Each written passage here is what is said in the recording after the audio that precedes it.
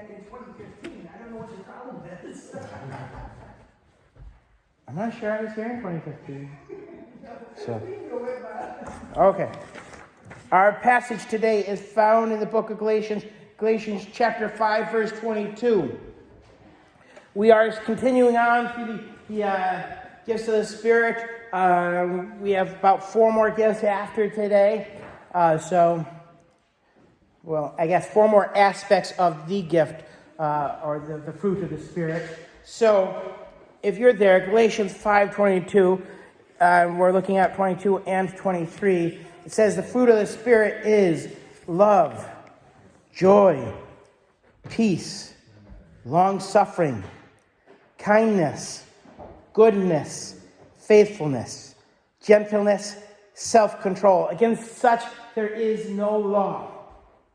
Right? We've talked about love, we've talked about joy, we've talked about peace, we've talked about long-suffering or patience, and today we're going to talk about kindness.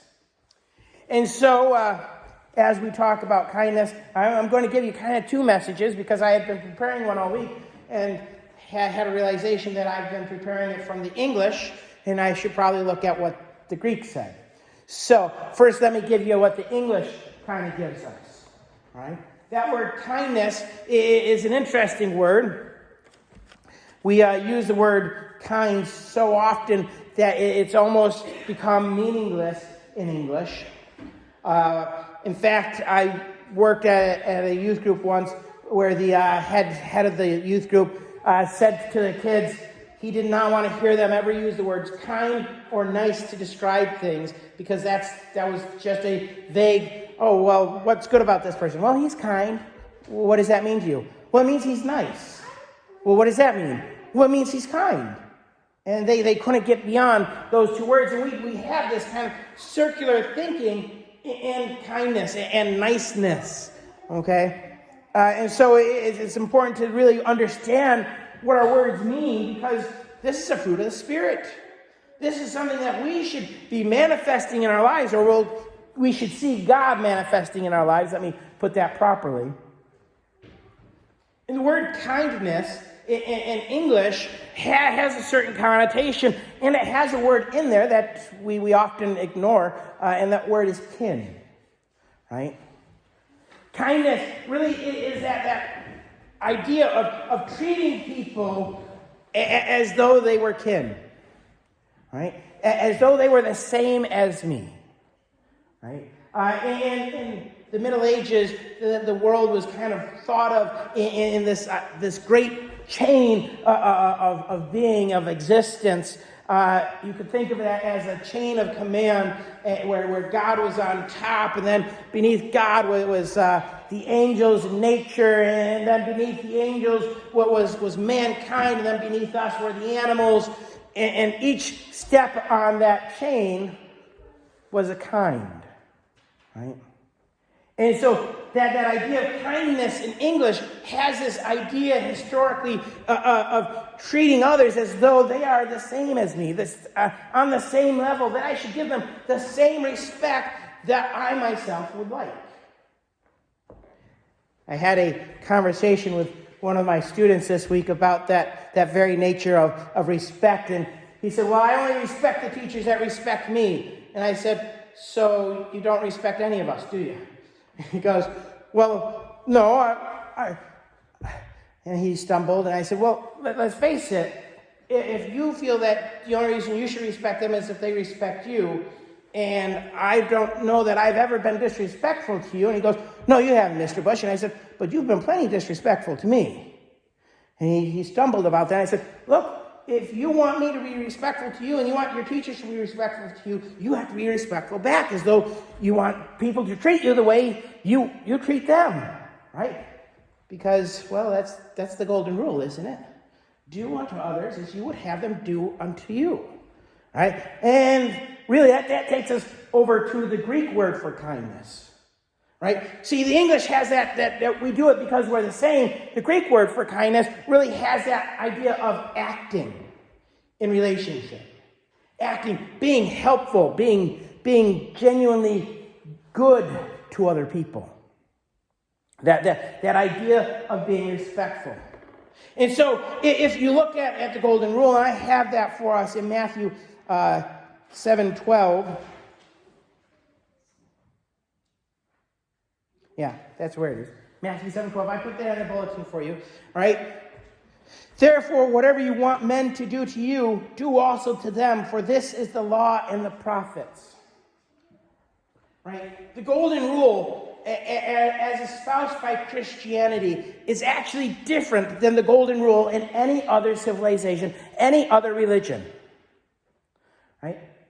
Because in all other places, it says, do unto men as they do unto you. Where in Christianity, Jesus changed it. He said, do unto others as you would have them do unto you. As you want them to do to you.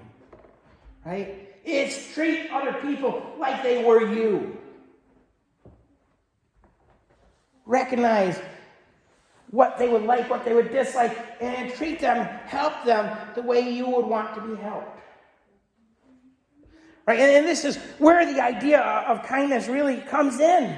It really comes into Christianity, is we're supposed to look at everyone like they were ourselves. Because no man hates himself, not really. In fact, one of the problems we have is that human beings are basically selfish. It's one of those things that we're born that way. Nature, nurture, we're selfish. We have this inherent desire to preserve ourselves and to fulfill our needs, to fulfill our desires. In fact, there's some extent where we don't even realize for the first couple of years of life that anything outside of myself exists. Right? Babies, they look at their mothers as an extension of themselves. And the family, they're just part of themselves. And if I don't see you, you don't exist. And we honestly have to teach kids that they know you have to treat other people as though they're not you. Right? As though they're other, and you need to love them and take care of them, because it's not just about you. Now, granted, this training process of teaching people this goes all the way through our whole lives.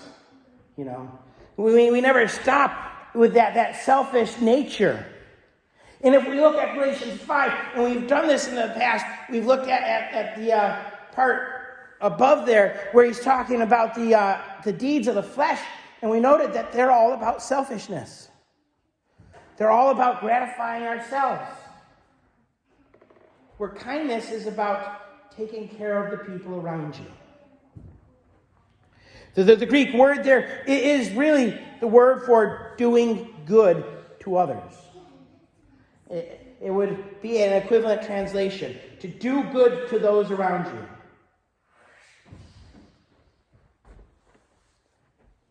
It's interesting when you go through the Bible that the Bible is full of stories of people doing good to those around them.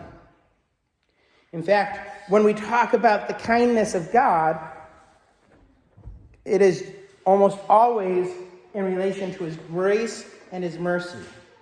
His doing good unto us. Because it's a mentality. It's an action. In fact, all of these fruits that we see in Galatians 5:22, all of the aspects of the fruit, they're all internal things that require an external action. Right? Love. You look at love. For God so loved the world that he gave his only begotten Son. The love caused an action. The love is demonstrated through an action. We've got joy. Well, the Bible tells us rejoice in the Lord always. It required an action. And when we get to kindness, kindness is all about the action. It's having that mentality that I should be helping out. That I should be taking care of the people around me. In Matthew 22:39, Jesus gives an answer as they were trying to trip him up. They were trying to catch him. And They asked him, Master, what is the greatest commandment? And Jesus looked at them and he said, to love the Lord your God with all your heart, all your soul, all your mind, and all your strength. And the second is like it. And that's where Matthew 22:39 comes in. The second is like it. You shall love your neighbor as yourself. Right? That's kindness. Well, people know this about Jesus. They know that he says you should love your neighbor as yourself. So they ask him another question. They say, who's my neighbor? Right? And we know the story. We know the answer to that. He says, well, let me tell you a story about a guy who's going down the road and he gets beaten up, robbed, and left for dead. And while he's laying on the side of the road, the doctor comes by and the priest comes by and they kind of just ignore him. Right? And it's not until the Samaritan, his enemy, the guy who he would think is the lowest of the low, comes by, sees him, and takes care of him. And he says, which one of them is your neighbor? The reality is that they were all our neighbors. That everyone is our neighbor. And we're supposed to love everyone like ourselves. But as we look at the story of the Great Samaritan, the Good Samaritan, we see an action being taken place. The Good Samaritan sees the man who's been beaten and robbed and laying there, and he displays kindness. Which is ironic because the people who are the same kind, the other Jewish people, left him.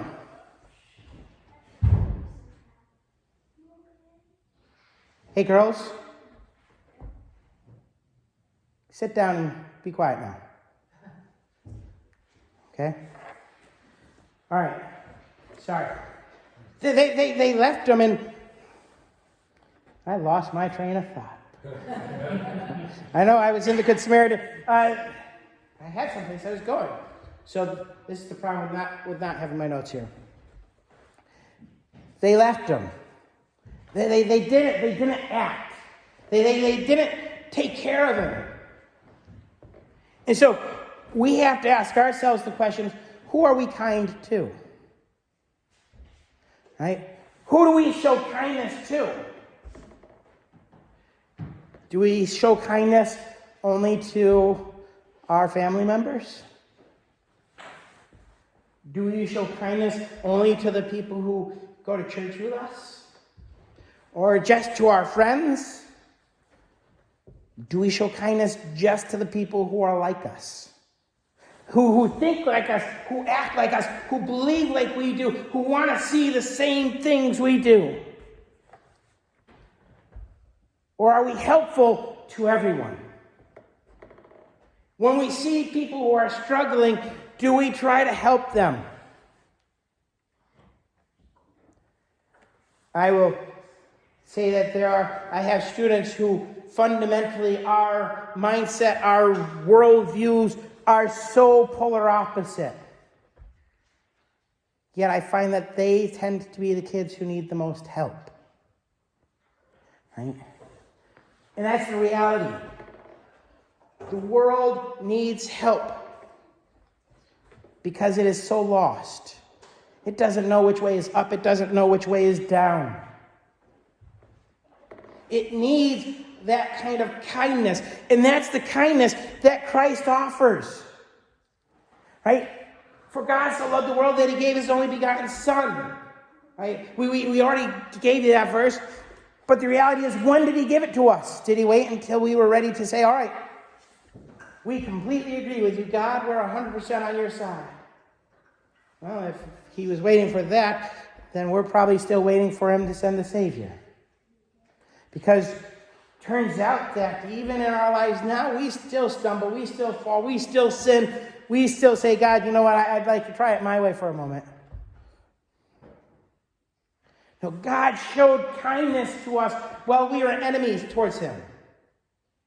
That kindness that he gave to us was to call us home.